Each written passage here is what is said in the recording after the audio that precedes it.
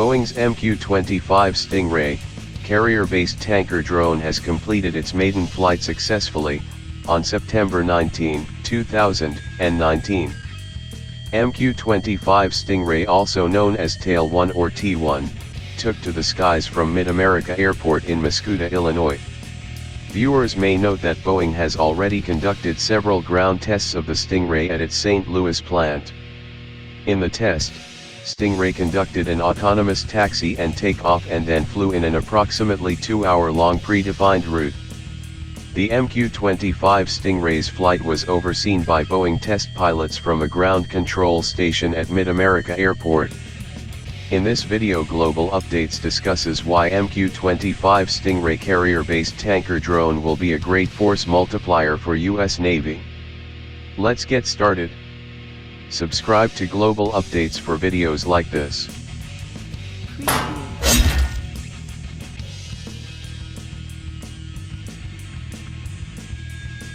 In October 2017, U.S. Navy released the final MQ-25 Stingray RFP. The competitors were Lockheed Martin, Boeing, Northrop Grumman, and General Atomics. General Atomics proposed Sea Avenger concept, which is an enlarged version of Avenger drone, customized for air refueling. Lockheed Martin put on the table their Sea Ghost design based on the RQ-170 Sentinel.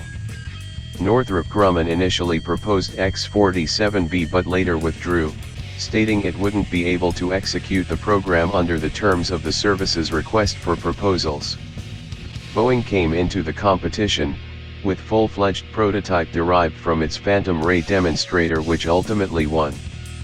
The design is powered by single Rolls-Royce AE3007N turbofan engine that delivers 10,000 pounds or 4,500 kilograms of thrust. The initial contract of $805 million covers the design, development, fabrication, test, and delivery of 4 Stingray unmanned tanker drones. Ultimately, the contract is worth $13 billion, as around 72 such drones will be inducted in total.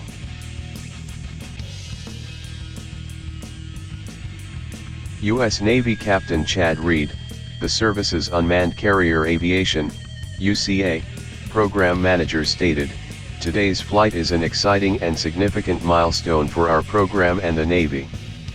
The flight of this test asset, 2 years before our first MQ-25 arrives, represents the first big step in a series of early learning opportunities that are helping us progress toward delivery of a game-changing capability for the carrier, air wing and strike group commanders." Dave Bugelt, Boeing's MQ-25 program director, said in a separate press release, "Seeing the MQ-25 in the sky is a testament to our Boeing and Navy team working the technology, systems, and processes that are helping get the MQ-25 to the carrier. This aircraft and its flight test program ensures we're delivering the MQ-25 to the carrier fleet with the safety, reliability, and capability the U.S. Navy needs to conduct its vital mission." It is to be noted that U.S. Navy Rear Admiral Brian Corey, the Program Executive Officer for Unmanned Aviation and Strike Weapons, said at the Navy League's 2019 Sea Air Space Symposium in May 2019, "Part of what we're doing by flying this test asset this year is figuring out how fast we can go. How much work can we get done on that vehicle before we build our first contracted vehicle?" According to Boeing, T1 received its experimental airworthiness certificate earlier in September. U.S. Navy expects to have delivery of 2 initial prototypes from Boeing in 2021. The U.S. Navy operates 10 nuclear-powered aircraft supercarriers of Nimitz class and is also commissioning Ford-class supercarriers. All these have a displacement of around 100,000 tons and an overall length of 332.8 meters, 1,092 feet. To give viewers a perspective, it is about 3 football fields long.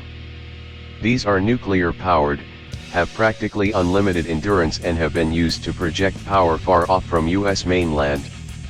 The rest of the world together doesn't operate so many carriers, let alone supercarriers, and hence several potential rivals of the US are developing asymmetric means to counter the American supercarrier. Especially China and Russia have been putting in a large amount of resources on anti-ship missiles. China has developed DF-21D, especially to target US Navy supercarrier. DF-21D is an anti-ship ballistic missile, ASBM, and is capable of targeting a moving aircraft carrier strike group from long distance.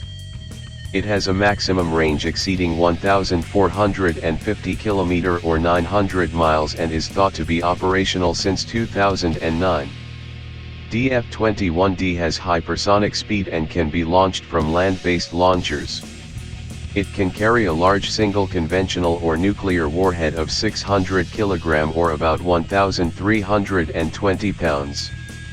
United States Naval Institute in 2009 stated that such a warhead would be large enough to destroy an aircraft carrier in one hit, and that there was currently no defense against it, if it worked as theorized. Russia has unveiled a new anti-ship missile named Kinzhal. It has a range of approximately 1,100 miles or 2,000 kilometers and a top speed of more than 10 times the speed of sound, in other words Mach 10.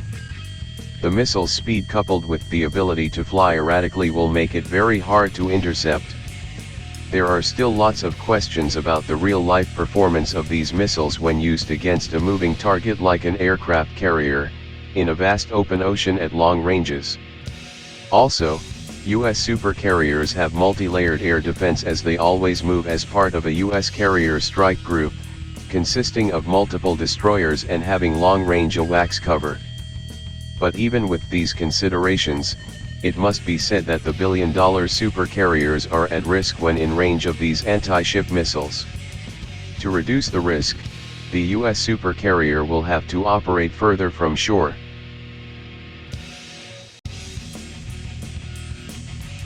The MQ-25 could have a massive impact on how the U.S. Navy operates in the future.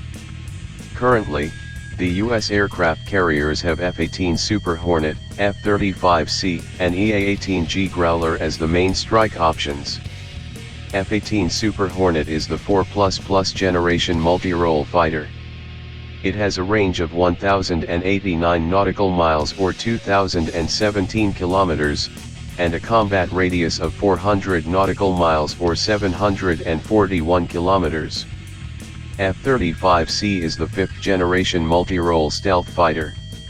It has a range of 1,200 nautical miles or 2,220 kilometers, and a combat radius of 669 nautical miles or 1,407 kilometers for internal air-to-air configuration. EA-18G Growler specialized version of the two-seat F-18 Super Hornet for electronic warfare.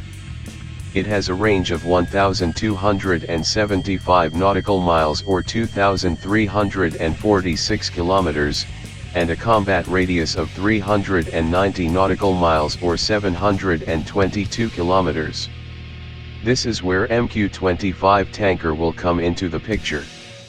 With it, the range of F-18, F-35C and EA-18G Growler will increase drastically, enabling them to be launched from supercarriers that are much further away from the target and not in the range of anti-ship missile systems.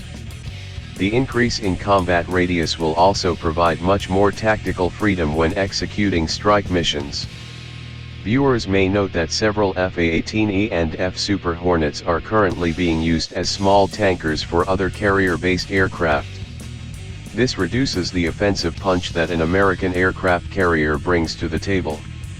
MQ-25 will remove this issue as the fighter will be free to do what they are actually meant for.